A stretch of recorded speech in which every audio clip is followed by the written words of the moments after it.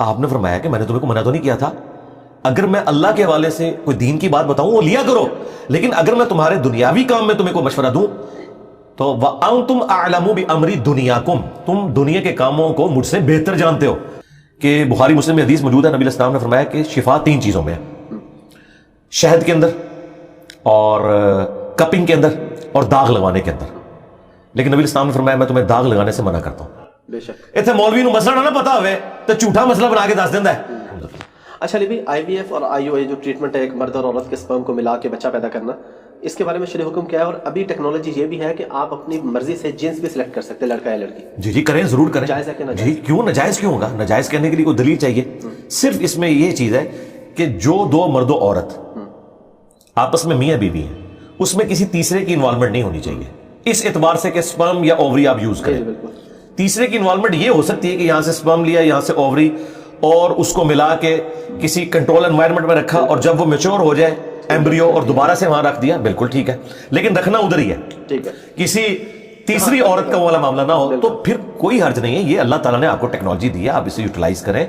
دیکھیں نبی علیہ السلام اس معاملے میں اتنے ٹالریٹ کرنے والے تھے کہ بخاری مسلم میں حدیث موجود ہے، نبی علیہ السلام نے فرمایا کہ شفا 3 چیزوں میں ہے، شہد کے اندر اور کپنگ کے اندر اور داغ لگانے کے اندر.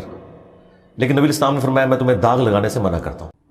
لیکن مسلم شریف میں 2 حدیثیں اوپر تلے کہ ایک صحابی کو جب تیر لگا ان کا خون نہیں رکتا تھا تو نبی علیہ السلام نے اپنے مبارک ہاتھوں سے داغ لگایا. یعنی وہ منع کرنا حرمت کے درجے میں نہیں تھا، پریفریبل تھا. وہ داغ یہ ہوتا ہے کہ وہ لوہے کی کوئی گرم کر کے نا سلاخ اس پہ لگائی جاتی ہے، وہاں سے گوشت روسٹ ہو جاتا ہے، پھر خون نکلنا بند ہو جاتا ہے. یہ جب چور کے بھی ہاتھ کاٹتے ہیں نا تو فوراً اسے گرم تیل میں ڈالا جاتا ہے، ادروائز تو اگر وہ خون نکلتا رہے تو وہ تو ڈیتھ ہو جائے گی اس کی، فوراً خون لاس ہو جائے گا. تو نبی صلی اللہ علیہ وسلم اتنا ٹالریٹ فرماتے تھے. مسلم شریف میں اوپر تلے 4 احادیث ہیں اور ان کے اوپر پتہ ہے ہیڈنگ کیا ہے؟ نبی علیہ السلام کی اطاعت کن کاموں میں واجب ہے اور کن میں واجب نہیں. اندازہ کریں، اتنی حیران کن یہ ہیڈنگ ہے چیپٹر کی. اس کے اندر آپ حدیثیں پڑھیں، 4 حدیثیں ہیں. نبی علیہ السلام کے مبارک زمانے میں نر اور مادہ کے کھجور کا ملاپ کروایا جاتا تھا اچھی فصل لینے کے لیے. نبی علیہ السلام وہاں سے گزرے، آپ نے فرمایا یہ کیوں کرتے ہیں؟ ان کا اچھی فصل کے لیے. آپ نے فرمایا اگر یہ نہ کرو تو، بس اتنا کہا. انہوں نے اسے نبی علیہ السلام کا حکم مان لیا، ان کی فصل کم ہو گئی. وہ شکایت لے کے حضور کے پاس آ گئے، کہا یا رسول اللہ ہماری تو فصل کم ہو گئی. آپ نے فرمایا کہ میں نے تمہیں کو منع تو نہیں کیا تھا، اگر میں اللہ کے حوالے سے کوئی دین کی بات بتاؤں وہ لیا کرو، لیکن اگر میں تمہارے دنیاوی کام میں تمہیں کو مشورہ دوں تو وَأَنْتُمْ أَعْلَمُ بِأَمْرِ دُنْيَاكُمْ، تم دنیا کے کاموں کو مجھ سے بہتر جانتے ہو. ایڈا جگنا چاہیے گال کرنے واسطے سرکار. اتنے مولوی نو مسئلہ نہ پتا ہوئے تو جھوٹا مسئلہ بنا کے دس دینا ہے. اور ہمارے پروفٹ وہ ہیں جو یہ کہہ رہے ہیں کہ دنیا کے کاموں کو تم مجھ سے بہتر سمجھتے ہو. اس لیے اس کے اوپر باب باندھا گیا کہ کن کاموں میں نبی الاسلام کی آپ نے اطاعت واجب ہے، کس میں نہیں ہے. یعنی آپ دنیاوی امور میں کوئی بات کریں، ظاہر نبی الاسلام کا تو ایکسپیرینس نہیں ہے، لیکن جو آپ نے اپنے ایکسپیرینس میں چیز نہیں لائی ہوئی اور دوسرے کو ایکسپیرینس ہے، تو نبی الاسلام کوئی اور محسوس نہیں کرتے تھے اس بارے میں کہ اپنے نالج کو آپ انہانس کریں اس سے، اور پھر ان معاملات کو ڈسکس کر کے. آپ دیکھیں حضرت سلمان فارسی سے مشورہ کیا ہے، انہوں نے خندق کھودنے کا مشورہ دیا. جی جی بے شک. تو نبی الاسلام کوئی نیچے ہو گیا اس کی وجہ سے؟ آپ مشورہ کرتے تھے صحابہ کرام سے کہ بتاؤ ہمیں کیا کرنا ہے اس معاملے میں، کیا کرنا چاہیے.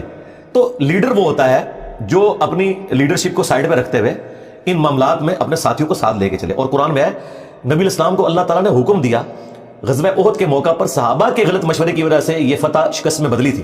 نبی الاسلام کی مرضی نہیں تھی کہ مدینے سے نکل کے دفاع کیا جائے، لیکن وہ پرجوش تھے، انہوں نے کہا ٹھیک ہے اکثریت کی رائے ہے یہ.